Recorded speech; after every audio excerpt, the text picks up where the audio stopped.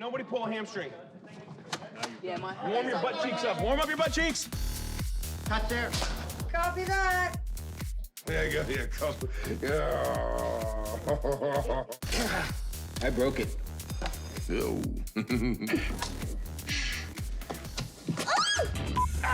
No, Pratt, you had it. All right, here we go. The thing about time travel, I can't believe I made a whole movie with this thing on. Yeah, does it look cool or doesn't feel cool, but if it looks cool, that's what matters. do you have any idea what's coursing through my veins right now? Funyuns? Yes. Orange soda? We are getting the whole team, aren't we? A duck! Good one.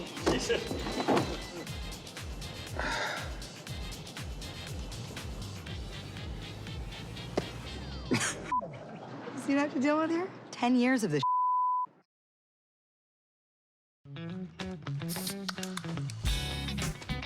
Being able to do this new version of Thor, it's hugely liberating and fun. We had a big sort of fat suit, which I think was sort of 60 or 70 pounds. This little move.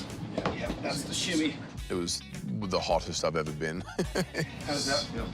Oh, I mean, amazing. Looks like it's in the right spot. And we had obviously the beard, the hair, and I had these things that go in the mouth to kind of plump out my cheeks a bit, which sort of had a little effect on the voice as well, but probably in a good way. It was a different Thor. Hi, my name's Thor. 22 years old. Live on Asgard, and I like sugar. We're shooting a superhero film, and here's one of the most recognizable superheroes, but he's just turned into a new character. What Chris does with that character and how it just kind of has this shift. His excitement was really palpable. He'd been playing the character for a while and really wanted to find something new. He has such dexterity as a talent. He's incredibly funny. He has just really lovely energy. Is he asleep? No. I'm pretty sure he's dead.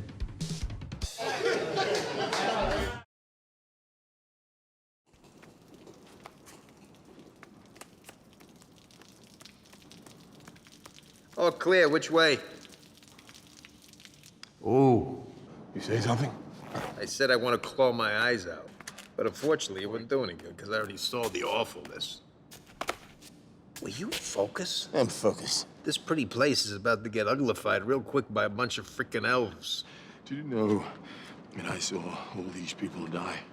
So this is a little bit difficult for me, okay? So why don't you reach down deep inside and try and find a small ounce of humanity?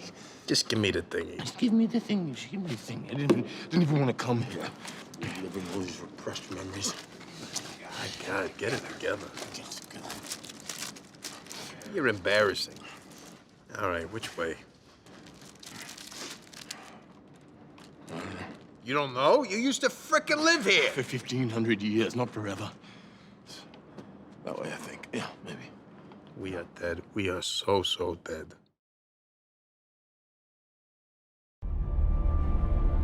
Peggy has a career, and she has a lot of self-respect, and she's pretty sick and tired of lots of men kind of not taking her seriously in the army and you know, playing around with her.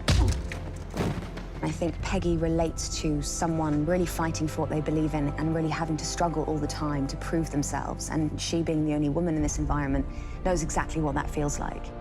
It's not just the normal, everyday love story. There's something else. In the same way that we love Steve because he exhibits some sort of determination and selflessness, it's the same thing that attracts her to him. Steve learned a lot from Peggy Carter. If you go back and look at the first Avenger, that is the essential relationship that I think turned him into who he is today. It turned him into Captain America. Her sense of integrity, her call to action are all qualities that have been ingrained in Steve and are his best qualities. And they come from example from Peggy. And so I think it was critical that her character embody those essential qualities because he wouldn't be who he is without them. I'm gonna need a rain check on that dance. A week next Saturday at the Stork Club. You got it. 8 o'clock on the dot. Don't you dare be late.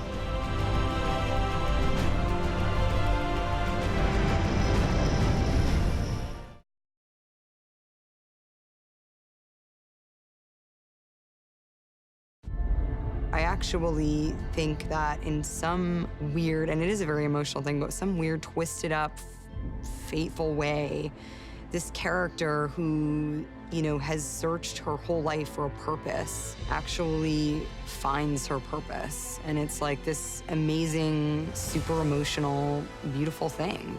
You know what I've become. I don't judge people on their worst mistakes. Maybe you should. You didn't. I feel very fortunate. It's been an incredible gift as an actor to be able to come back to a character that's as complex as Natasha. I think there's kind of a lot to explore there, and that is so exciting.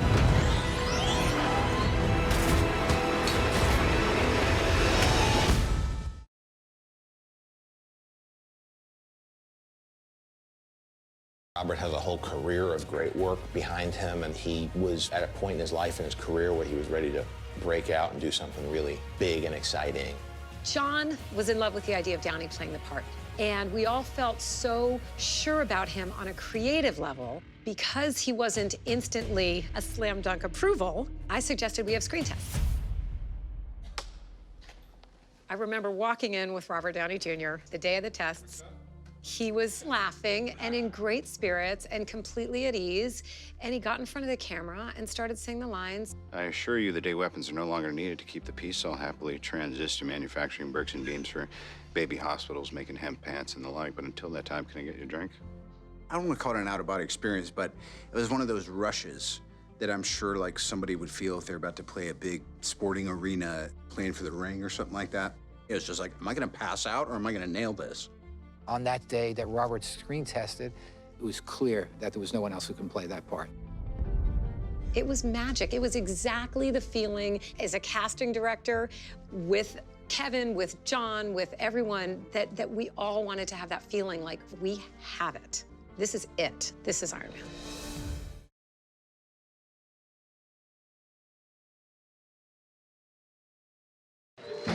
It's indescribable to work with creative people, especially people who make movies. It is such a thrill. You know, it's overwhelming when I think about it.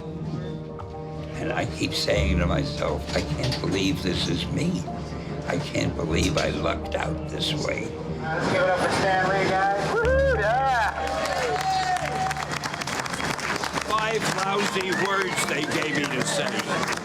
Thanks so much. You're a great director. It's something you never forget. And thank you for all of this, and I hope that I didn't set interviewing back a few decades. Okay. I'll see you later. Thank you. Appreciate it. I remember every cameo I've done since the first one. And I think I'm a very lucky guy. Thanks for watching, guys. Please give this video a thumbs up, hit the subscribe button, and I'll see you next time.